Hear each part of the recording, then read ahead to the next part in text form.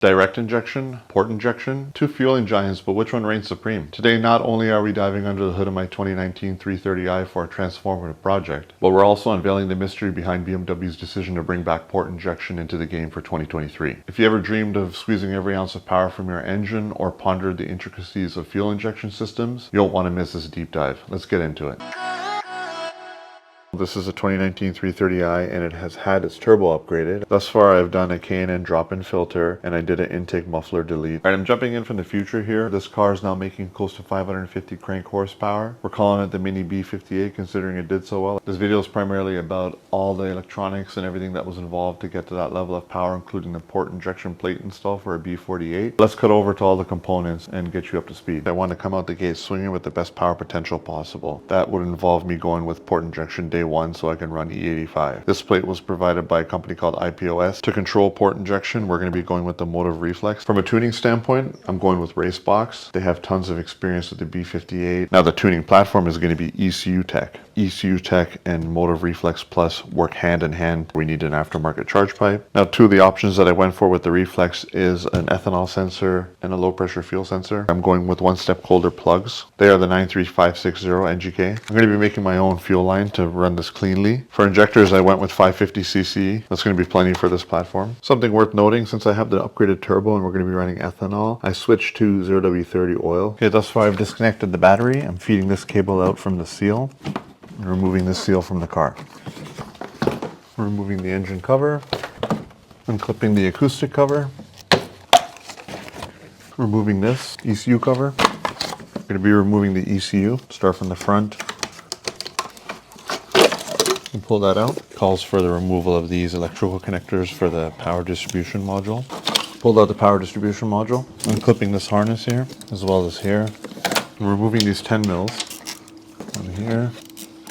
Now we just got to see what's clipped to it. Removing this tank ventilation line from the intake manifold. And now getting ready with these lines here.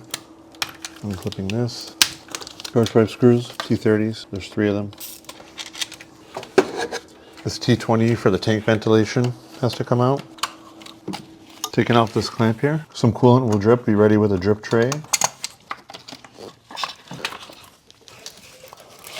Undo that. Undo the electrical connector for the redundant throttle body. Undo this screw. That was an E10 and there's another one back here. This is going to have to come out. One after this connector here. That clicks in there. Now we got to disconnect this coolant line.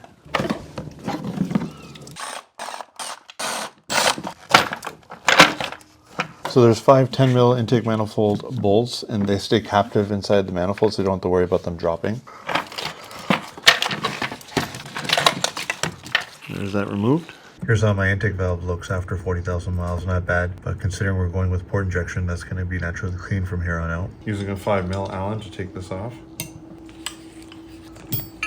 Alright, using some lubricant, I'm going to install the injectors inside the rail. I'm installing port injection on this car to be able to push the platform to show you guys what is possible. Now I'll bring the plate over to the head. The stock high pressure fuel pump and low pressure fuel pump are the same as an M340i. We're going to be removing the factory fuel line.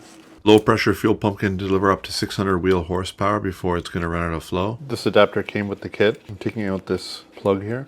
Motive pressure sensor is going to screw into this. It's an NPT, so it'll self-tighten with tapered threads.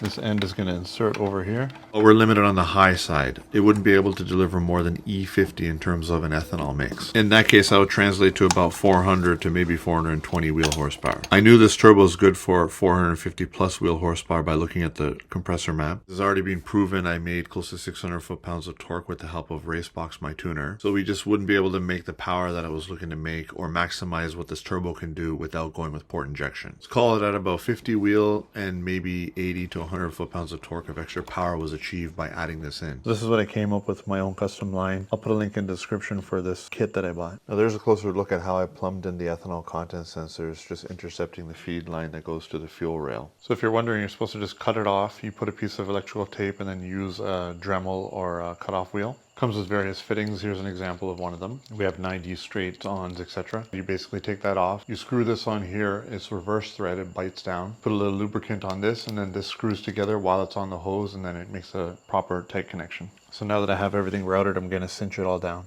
In this case, it's going to be supplemental fueling under load, but there's more factors to consider. I'd like to start by saying in the past I was not comfortable with going with port injection. When I had my N54, I overdrove the high pressure fuel pump rather than going with port injection because of the type of controllers that were out at that time. For availability reasons, I was supplied with a 6-cylinder harness, but it doesn't matter. You'll just end up with a couple extra connectors. You have to lay it out like this. The one on the end is going to be for cylinder 1. It's important to get this right, otherwise it wouldn't fire at the right time. Cylinder 2, cylinder 3, and cylinder 4. I don't think I was thinking clearly yesterday because it was a bit hot in my garage, but make sure you orient the injectors inward so you can get the plug from the back side so it will clear the manifold. That's how I have the line routed, and I just did a trial run and it doesn't touch the manifold, so we're good there. So I'm going to bring it over now and start installing.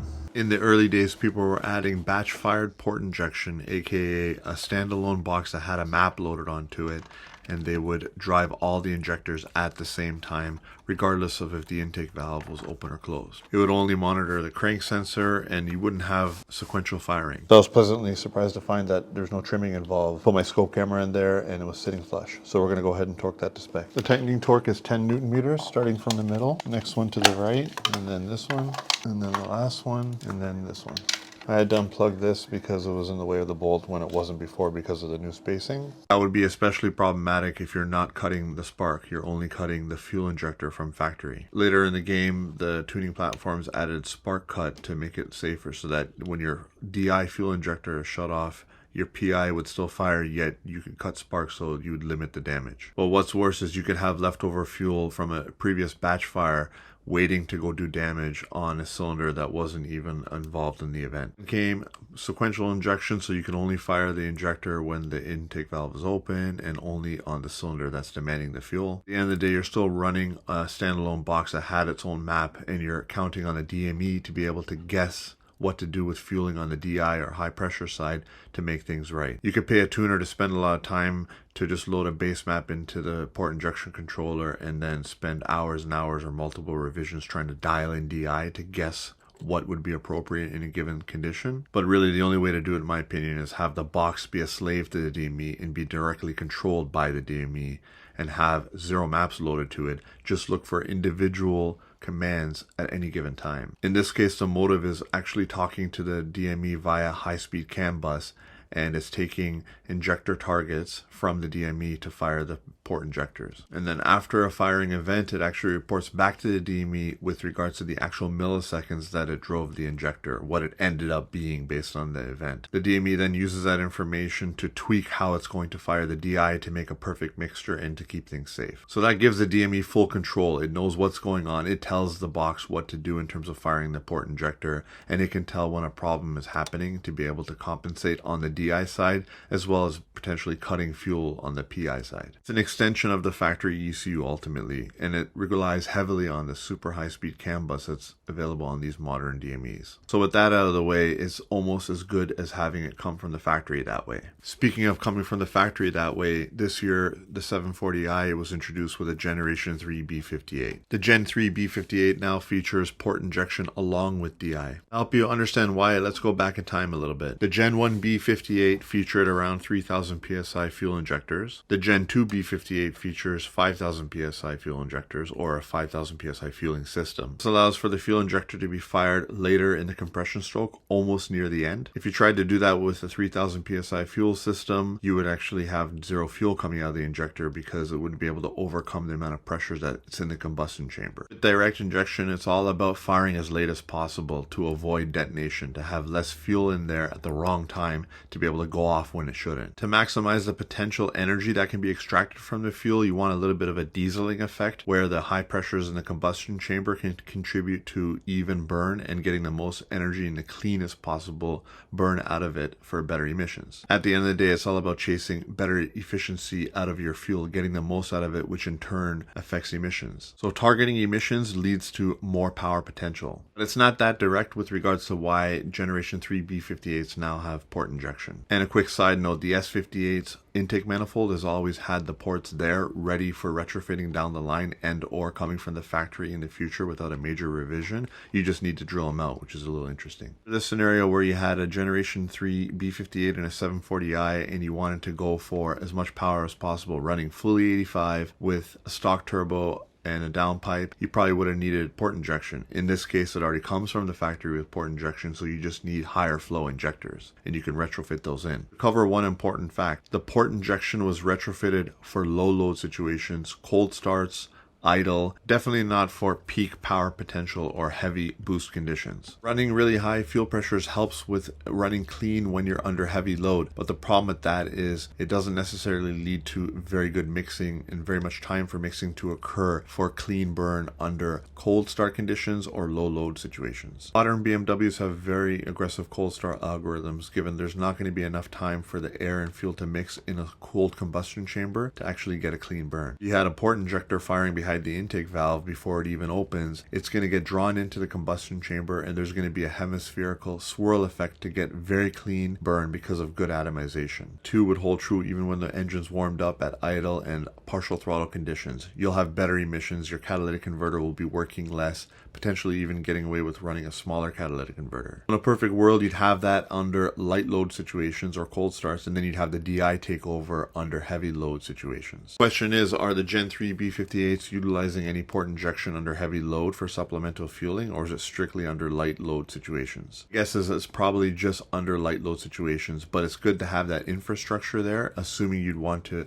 add more supplemental fuel, assuming you went with a larger turbo and all you want to do is just upgrade the low pressure injectors. In theory, running port injection would actually take away from peak potential. Imagine a situation where you had a 900 horsepower N54 with DI and you blocked off the DI and went purely to port. If you were to run port injection exclusively, you're limiting the amount of power you can make. Not by much, but it's relevant. That's due to the fact that the volume in the combustion chamber is going to be taken up by fuel early in the process. The more time that air can be drawn into the combustion chamber, the more air that could take up that volume. If you introduce port injection early on as it's sucking air in, that's going to take up volume and there's actually less air you can cram in there. But if you can limit when the fuel injector fires with DI, you can actually pull in more air, and because less volume has to be taken up by fuel early in the compression stroke. So it's better to have DI under heavy load and it's better to have port under light load. That's why BMW is doing it going forward. Really, I could have even upgraded my DI fuel pump and fuel injectors along with what I'm doing in this video to have the best of both worlds, but who would spend that type of money just to chase a little bit of efficiency? There's a scenario where I can think of having supplemental fueling even under heavy loads, and that would be for very high revving engines, which aren't very common. But if you had something revving to 9,000 plus, you're going to want port injection to be able to fire fast enough and react fast enough for the high RPM situations where DI just cannot do that. The major benefit of going with the Motive is the fact that it incorporates flex fuel integration, and you're going to see me install a flex fuel sensor in this video. If you're wondering why I have a low pressure fuel sensor add-on, it's so that the DME can be aware of any problems with the port injectors and respond accordingly. If the pressure is lower than anticipated, that can indicate that an injector is leaking and over delivering fuel. That would also manifest as a potential misfire event, and the car could be triggered into an OEM limp home mode. And if the pressure is higher than expected, it could indicate that maybe an injector isn't firing, or one is not firing as much as it should. If one of the injectors were to get disconnected, it would actually trigger an OEM limp home mode as well. Alright, a couple more points that I want to cover before we go back to programming the controller. So since we've covered efficiency so much as well as supplemental fueling, I can verify that after speaking with Go Racebox, my tuner, that this port controller is going to be active even on 91 octane or fully 85 or anything in between. It's going to be working at all times, helping with cold starts, helping with partial throttle, just overall giving you all the benefits that you normally get from port, just like what's coming from the factory on newer BMWs. If you're wondering how does this thing fire sequentially, it's primarily monitoring the cam sensors as well. And by the way, we made world record power with this car, stock bottom end. It's not an E model, there's no electric assist, just purely close to 600 foot-pounds of torque or 480 wheel horsepower on a stock bottom end is considered a world record. And you'd probably think to yourself, why is this this infrastructure here for such a basic car. How many people have ever even pushed beyond 500 crank horsepower on a 330i or any B48 powered car? I'm probably a handful of people that have even gotten close to that. And the reason it's possible is because this infrastructure, all the electronics and everything I'm doing, was adopted from a Supra. A few years ago when the Supra first came out, there's plenty of people that were trying to chase 8s.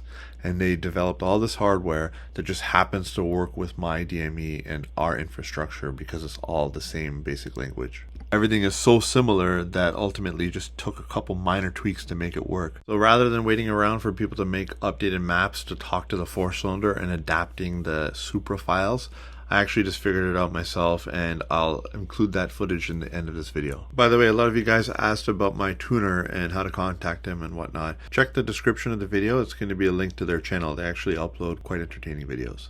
I haven't wired up the motive or anything, but I'm going to check for fuel leaks and whatnot, so I'm going to go ahead and fill the reservoir for the intercooler. That's this one right here. Right now it's indicating having fluid. I didn't lose very much. So I'll start it as is, and then we will check it after the pump runs. I've learned a lesson lately. It's always good to have a fire extinguisher nearby, especially when you are touching fuel systems. So given I lost a minimal amount of coolant because I didn't drain the entire system, it basically took about that much in the bottle, and I see a bunch of air bubbles making their way to the top, so it's bleeding now.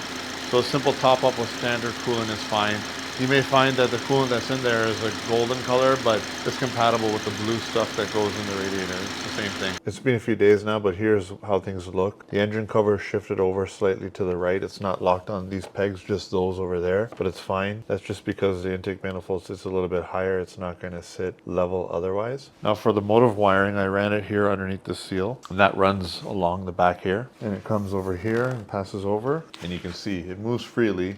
It's run from over here. Here's the main harness to the motive. So as you can see, we have this coming from the other side of the car. You have two inputs. One is for the ethanol content sensor and one is for the pressure sensor. This plug here from the pressure sensor could fit on either of these as well, so you got to pay attention to the wiring color. So for your pressure sensor, it's going to be red and light blue. There's also another 3-pin connector like this that you could also fit the ethanol content sensor onto accidentally, so you got to pay attention to the color code here, which is red, black, and light green. This is different. This is another aux in. You could use these for other purposes, other types of sensors, but by default I'm just using the two. So from the factory there's a positive cable going over to the other side of the car, so I just use the same channel that manages those to clip the sensor wires in, and then they come over here and run underneath this seal. Now the motive heavy duty harness is also being zip tied in a few places, and it's running under the seal because there's a little bit of a void there where everything sits flush after. As it stands now, this would plug in. I'll secure the motive over here at the end of everything, and we can just put that cover on. Ready to remove this cover again. Now you have the wires to tap into. Before that, I'm going to go disconnect the battery. So there's going to be 6 plugs for your DME. The first one that we're going to intercept is for can high and low. Push on this, pop it up.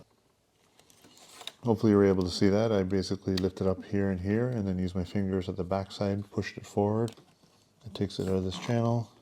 We still have a zip tie, but I should be able to leave that in place. Now, if you got a G-Series car with a B58, B48, or S58, your connector is going to look like this, and chances are the wiring color would be similar. Don't count on the wiring colors being indicated on the diagram, because that can change depending on the model year and variant, etc. We're going to go purely on the pin count. I think it'll be easier to just show you from the back side. 37 is this blue wire. 43 is across from it with nothing in it. So that means from here to here is going to be 37, 38, 39, 40, 41, 42. In my case, pin 41 is yellow white, pin 42 is yellow black, can high is yellow white, can low is yellow black. So we're going to tap into yellow white for now. The kit does come with tap connectors, but I found these on Amazon. They're a little more compact. Put a link in the description if you guys are interested. Isolating yellow white. So I have that placed around the wire. I'm going to close it. On the other side, passing the yellow wire through. Same story here.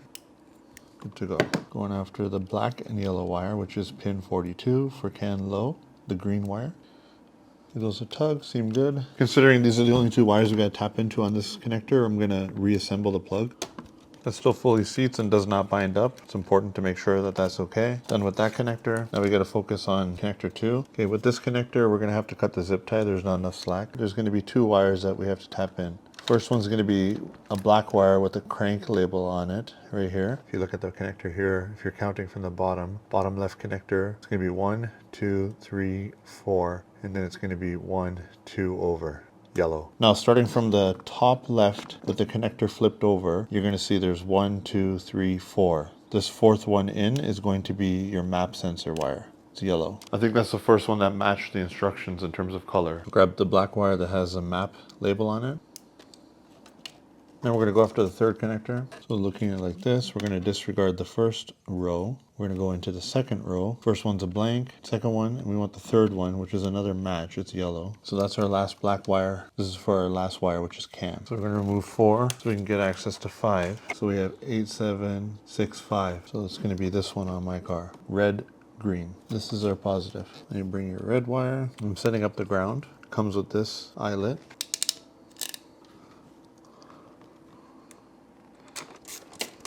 By the way, if you look inside there, you'll see there's numbers as well. You can reference the inside of the ECU to see where a pin is. So that concludes the wiring over on this side. FYI, the orange wire is not utilized in this application. That's how I mounted the motive. I'm going to put the cover back on. The expectation is that this area will be sealed from weather. If there's any heavy rains or anything, it would be channeled down this way. Using a micro USB cable connecting to the device. So I went to Motive's website, motivemotorsport.com, Reflex. Over here you'll find the user manuals and the firmware and whatnot. I'm going to the ECU tech directory because of the way it's going to integrate. I download this bootloader zip, and then I have a plus. I download this ADX, XDF, and the firmware, the .hex file. And in this case, I was instructed by my tuner to select this file here.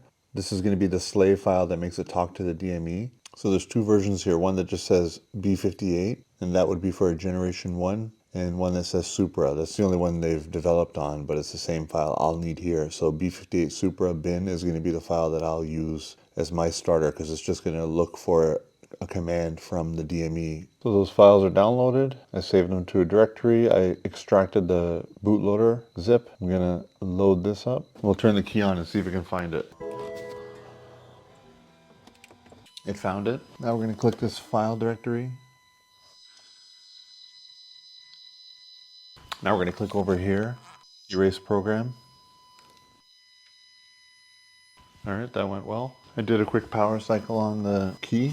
Now, if you go to the user manual for Motive, it's going to give you a link to Tuner Pro. You're going to want to download RT, which I've already done. I've executed it. So I already installed it. We'll open that up. I think there may be an issue with Tuner Pro and Windows 11. So rather than mess around with it, I'm just using an older laptop. First thing I'm going to do is go to Tools, Preferences, Data Acquisition and Emulation.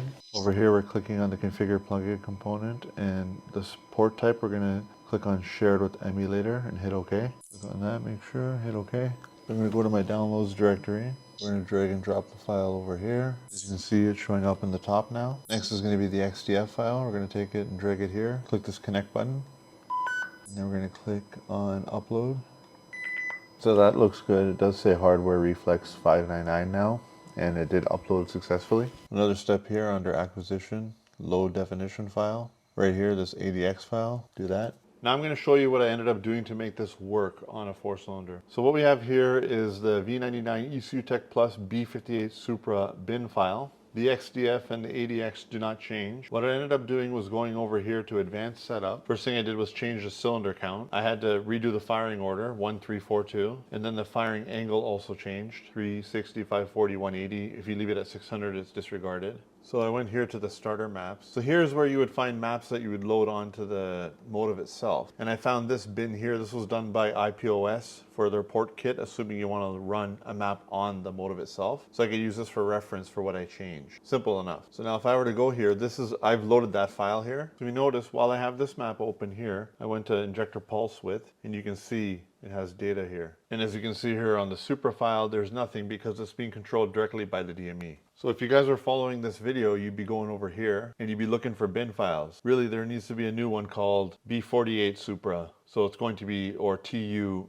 B46D or G20. So it's really just going to be the slight modifications that I did. You could just follow this video, or I'll talk to Motive about uploading it on their site. So the reason I knew there was a problem is I went to data logging on my ECU Connect app. I'm live data logging right now, actually. And if you notice, I have 0 error codes. Before I had error code 176, which converted to binary, indicated that there was a crank sync issue because all those values were off, as well as two of the injector plugs are disconnected because it thought it was a 6-cylinder and it was wondering why they were disconnected. Once I change it to a 4-cylinder, it's no longer looking for that. 0 error codes. If you want to know if everything's working properly, you're going to look at your DI diagnostic flags and they should indicate 4. If you get that, you know that everything is working as it should. Alright, it's me from the future again. I'm just showing you what the data logging side of things would look like. In my case here, I'm primarily relying on ECU tech, but just to verify that things work after you install everything and load the map and the firmware and all that, I'm connecting a USB cable to the motive, and then I clicked on this connection right here. I clicked on initialize hardware emulation, and then I clicked on acquiring data, and then I clicked here for show data. So then I changed my dashboard to US. I'm going to start the car so you can see the RPM showing. As you can see, we're getting all our vitals